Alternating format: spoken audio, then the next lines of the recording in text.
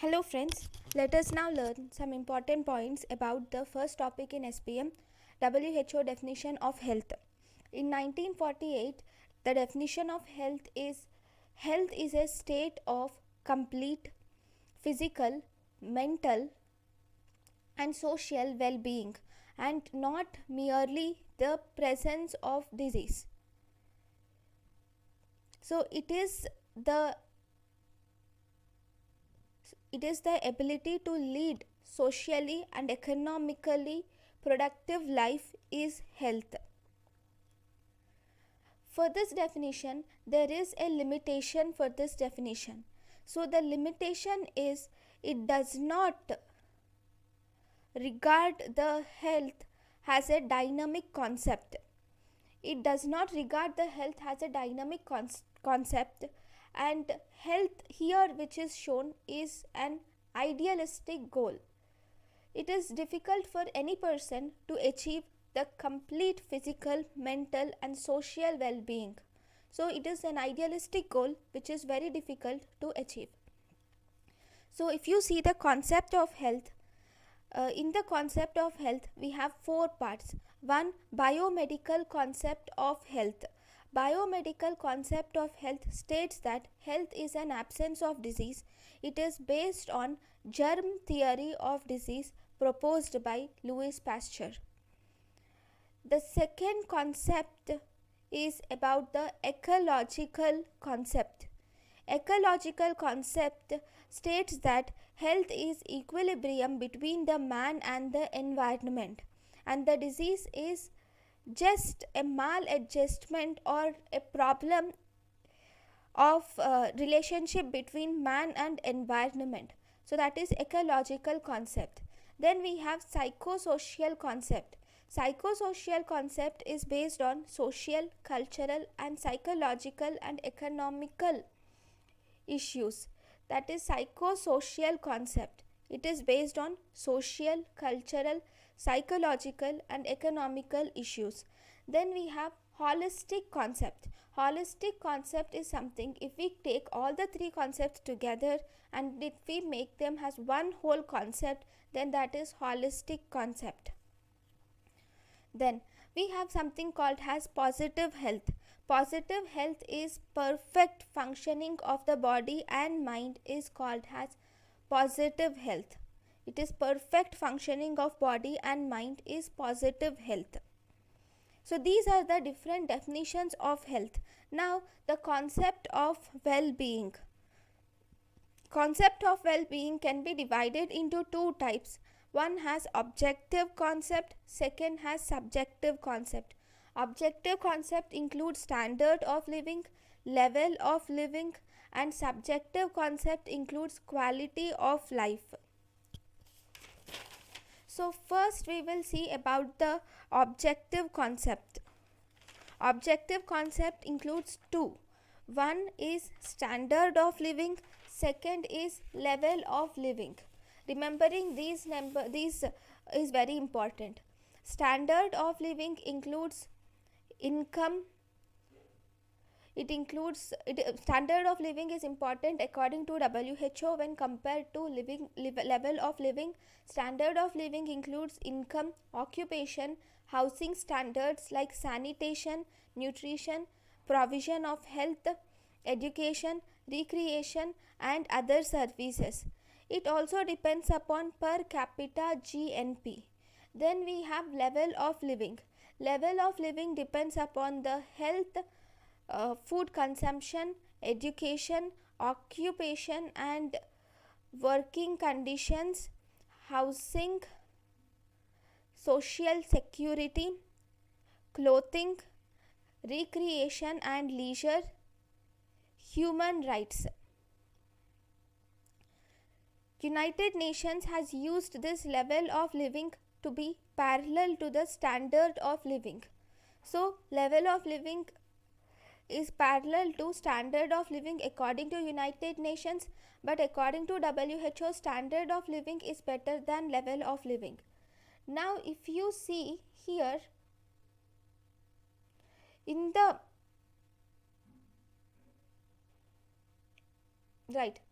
So if you see in the level, in the standard of living and level of living, we will have to compare some important things. Both these are similar except few things. So if you see, first and foremost, the health is present in both. See, the health is present in both level of living and standard of living. Food consumption is present in both, whereas occupation and housing is also present in both. But social security and clothing are mainly present in the level of living rather than standard of living. Similarly, human rights are present mainly in the level of living rather than standard of living. Whereas in the standard of living, we have exclusively income, sanitation, and per capita GNP. The others are present both in standard of living and level of living. In both these, if you see, compare both of them, United Nations has used level of living parallel to standard of living. Now let us learn about the subjective component or quality of life. In subjective component or quality of life, first we have, the first important thing is the WHO definition of quality of life. WHO states that quality of life is a product of interplay between social, health, economical and environmental conditions which affect human and social development. So in this, this is about the relationship between different components which affect the human development. So there are different indices. The first index is physical quality of life index. Physical quality of life index has three main components. First, life expectancy at 1 year. Then second, we have infant mortality rate. This is life expectancy at 1 year and infant mortality rate. Then we have third, we have literacy rate. So we will compare all the three and we will make a score which will be around 0 to 100. The limitation for this physical quality of life index is it does not measure the economic growth, because there is no GNP or anything involved in it. It measures the social and health growth but not the economic growth. So life expectancy is a social growth and infant mortality rate is health growth, but there is no economic growth here. So it measures the result of social, economic and political policy of India. The value for India, if you see, for India it is around 65. The whole it should be around 0 to 100. For India it is 65. Second component is Human Development Index. Human Development Index has three components. It measures knowledge, it measures income, it measures longevity. So it measures knowledge, income and longevity. Knowledge includes three important indices. One, expected year of schooling, mean year of schooling and education index. In income, we take into account income per capita, the income that one person gets. It is measured in US dollars per capita, and GNI index. Next, longevity depends upon the life expectancy at birth. So we will have to see this human development index will be between 0 to 1, and for India according to 2018 the India value is 0.647 and rank is 127. We will have to even know maximum and minimum values for each of them.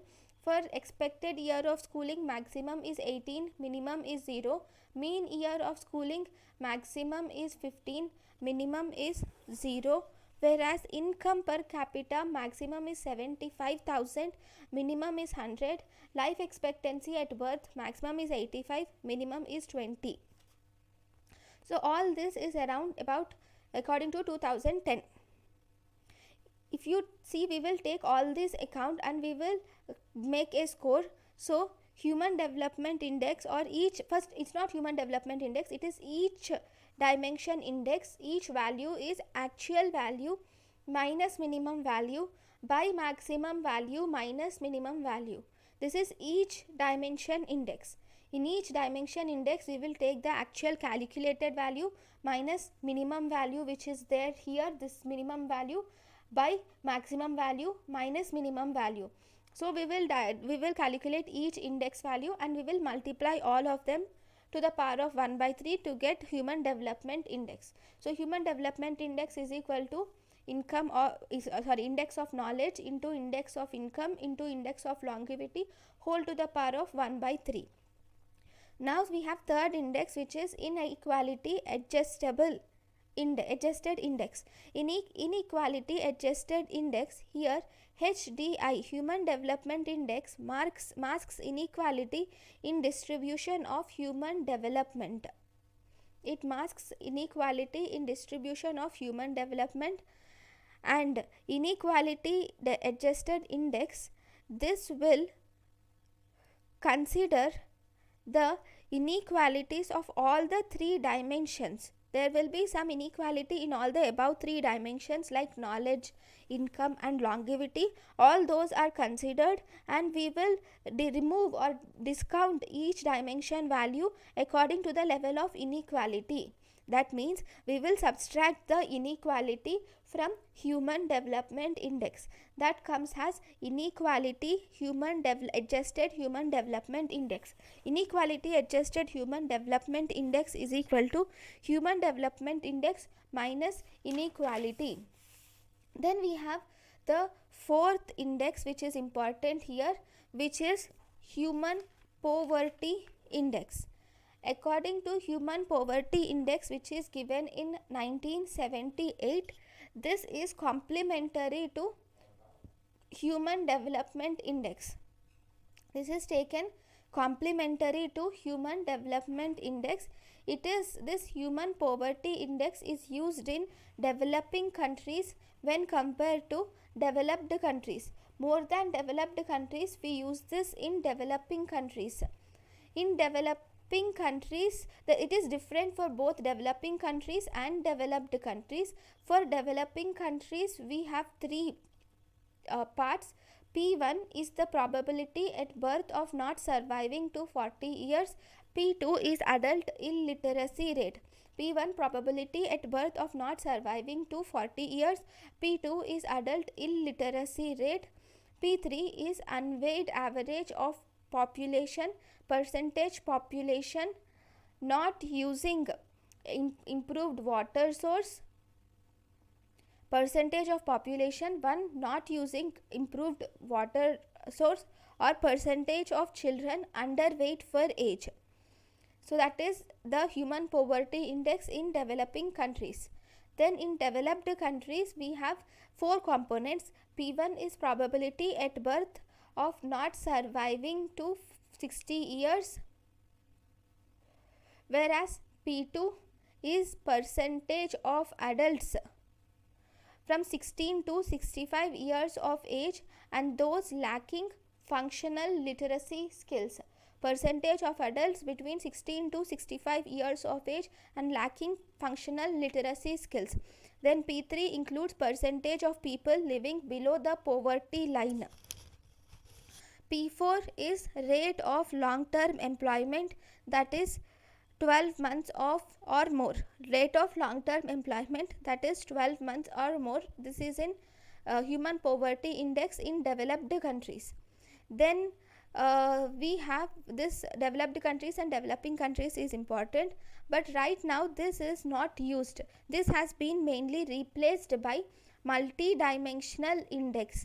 This multi-dimensional index has replaced human poverty index, and it has three components. It takes into account health, education, living standards. In health, we have two parts, that is child mortality and nutrition.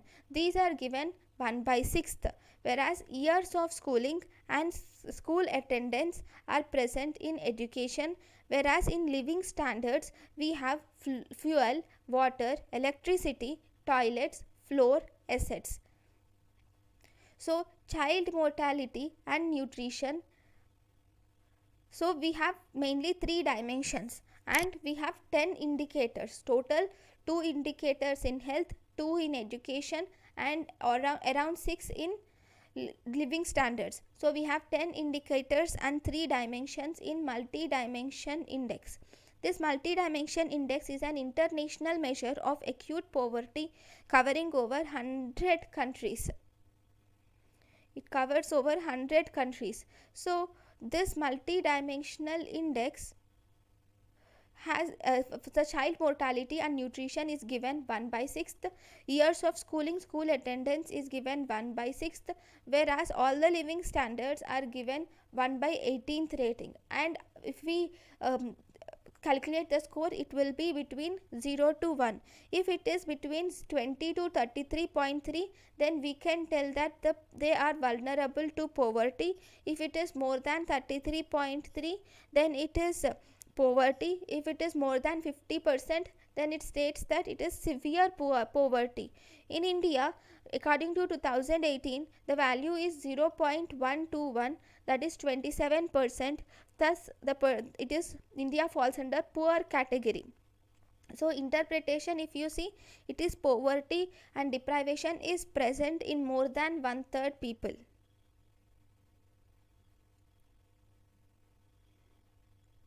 So it is 27% are poor. Next index is gender related development index. In gender related development index, it measures the gap between the genders in 3 dimensions. So it measures the gap between genders in 3 dimensions, that is health, knowledge and living standards. So here human development index is calculated separately for both males and females. We separately calculate human development index and we divide the human development index for females with human development index for males, which becomes gender related development index, GDI. Gender related development index in India is 0.829. Then we have gender inequality index. Gender inequality index will GIAI, this will reflect the gender based inequalities in 3 dimensions. The gender based inequalities are taken in 3 dimensions, which include reproductive health, empowerment and economic activity. So first we will see reproductive health. Reproductive health includes 2 components, which are maternal mortality and adolescent birth rate. In empowerment, this includes 2 components. One, share of parliament seats held by women. Share of parliament seats held by women. And second, this is a little wrong.